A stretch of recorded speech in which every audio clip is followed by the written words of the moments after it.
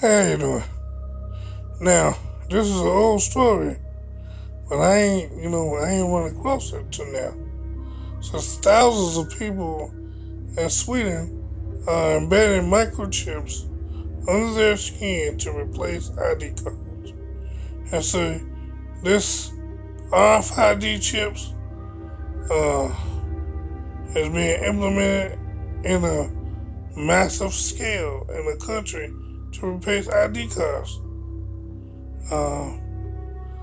No more losing your wallet, I guess, and your IDs and your credit cards. And so this is to get everybody in the system, just like America with the mandatory real ID by October 2020.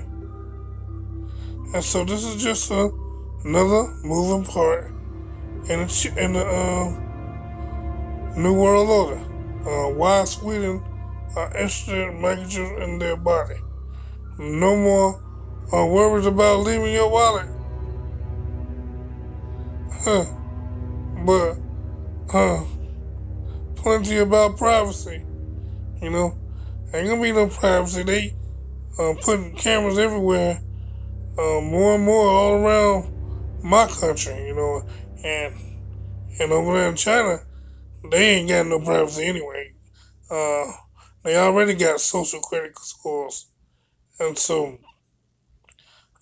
these microchips are being implemented in large scales. And I know about this story about people trying it, but we got people even in my country, which is the United States, doing it.